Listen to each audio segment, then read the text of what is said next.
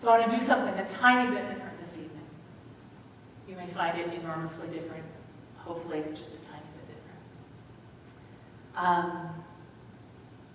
I want to set an intention before we go into our Amidah, our standing up prayer, and before we take our moments of quiet.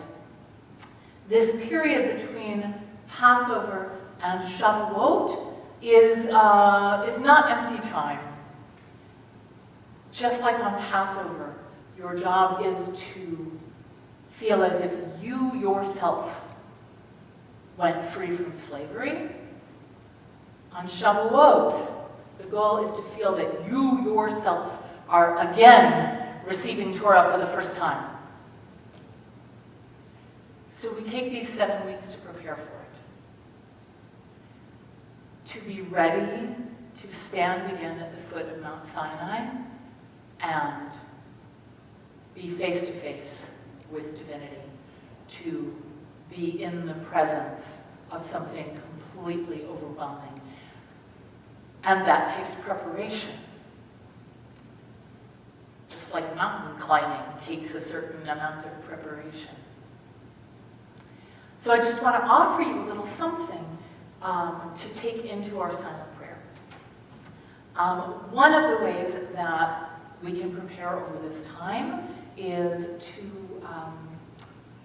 be doing a little musar, piggybacking on the rabbi's class, to be looking at various midot, like humility, or loving kindness, or enthusiasm, and seeing where those play out in our lives. On a very basic level, a thing to talk about, a thing to think about, is what we call Yetzer hara and Yetzer hatov, right? The urge to do evil and the urge to do good.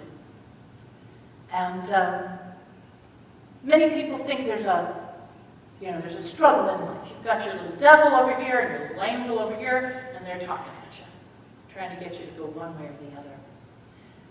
But there's a mystical story which tells of a time when a saint prayed and all of the urge to do evil was eliminated in the world. But what happened was that nobody cared about getting famous anymore. Nobody cared about being right anymore. Nobody was striving for anything.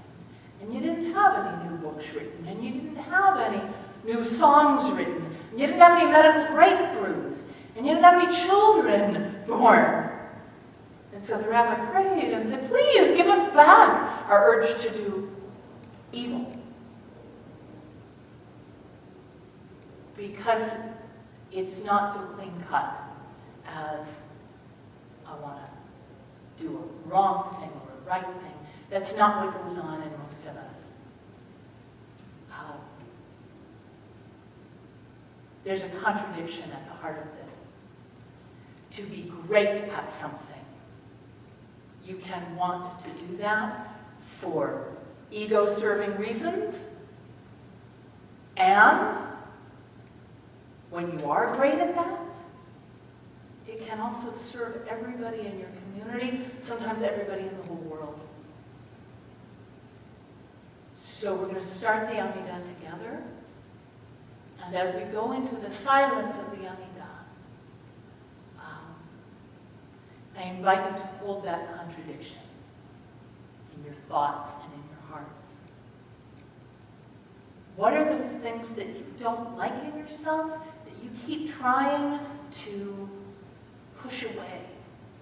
And how can you take those in and turn them into something positive, something which actually is a contribution to your world?